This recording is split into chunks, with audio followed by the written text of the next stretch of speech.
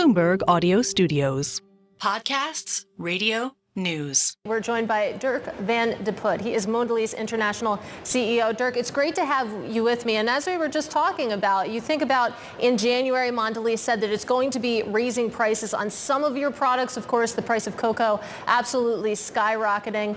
The price increases that you're putting in place now to deal with that, how does that compare to previous price hikes? What kind of magnitude are we talking about here?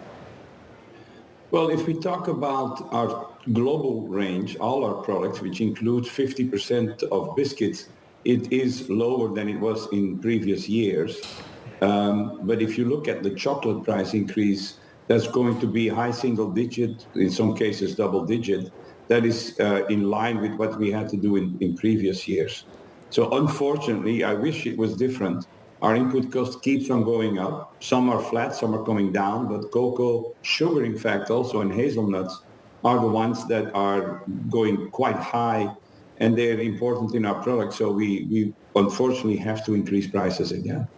And how willing and able are consumers to take on those price hikes? Because, I mean, I love Oreos, but you probably can't live off of Oreos. So how much pricing power do you actually have left?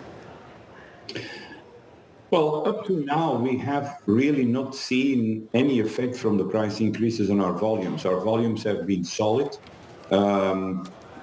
We've had volume increases that were the same as before the inflationary period. So price elasticity-wise, the consumer has accepted what we had to do so far.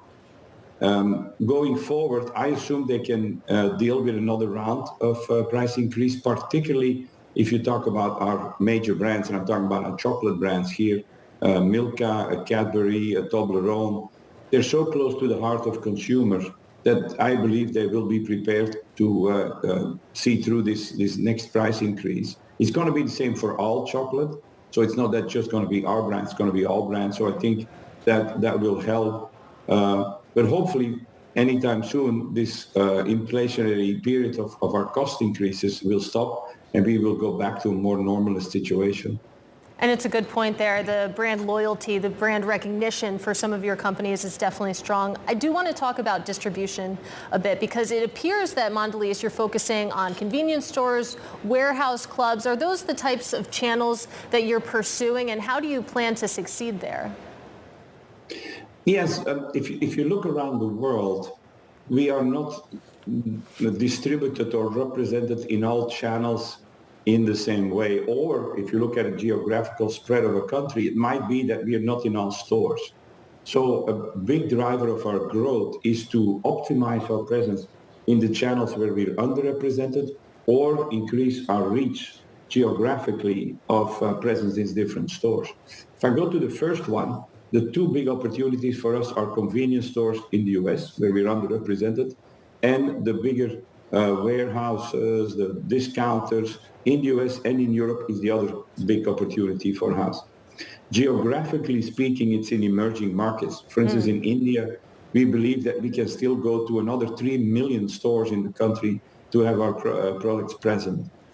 And I would add a third opportunity for us, which is in the store where we are already present. We can improve, increase our presence. We can have a better quality presence. All that to point out that for us, the opportunity to keep growing as a company is quite big. Right. And of course, we are having this conversation against a fraught geopolitical backdrop as well. Of course, Mondelez still operates in Russia. And let's talk about current events. I mean, Alexei Navalny, of course, his death. Has that led to renewed consideration of Mondelez exiting from Russia? Well, it's first of all, since the beginning of the war, we have condemned the brutal aggression against the Ukraine. So we are absolutely against the war. But as it relates to operations in Russia, unfortunately, there is no real simple solution there. It would be easy, or we could be clear to say that if stopping our operations in Russia would stop the war, we would definitely do that. But unfortunately, that is not so straightforward. So we believe that the vast majority of our investors understand what we're trying to do. And what we're trying to do is that we believe that the risk of exiting Russia and what would happen to our business and how it would be used is much higher than staying, continue to operate locally, scale back our operations, and make our business more standalone. So it's a very difficult balance. It's not easy. It's probably one of the toughest issues that I face as a CEO, but we believe that this is the best solution for us in Russia. Well, when it comes to the Russian business, I see that contributed 2.8% to your global revenues in 2023. That is down from 4% in 2022. So it's not as if the Russian business adds that much to your bottom line. No, it's not.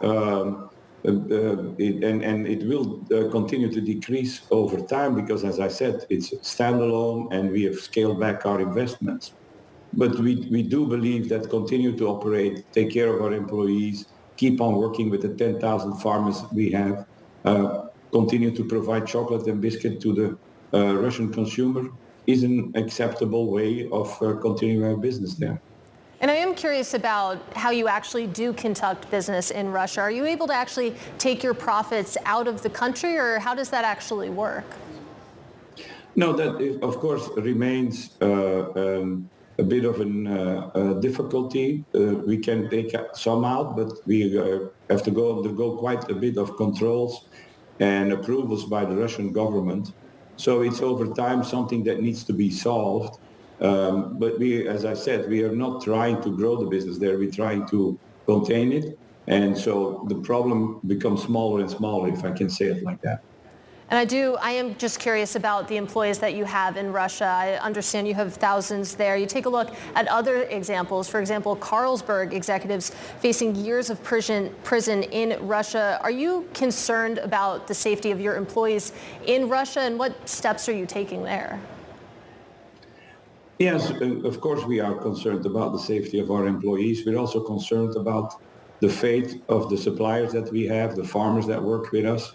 And so we are trying to be as reasonable and as non-confrontational as we possibly can. We want to maintain a business there. We want to scale it back. We don't want to do major investments, but we do want to continue to provide employment and protect our employees. And so far, that's what we are able to do. All right, Dirk, got to leave it there, but really appreciate your time today. Enjoyed this conversation. Hope to speak again soon. That, of course, is Dirk van de Put of Mondelez International.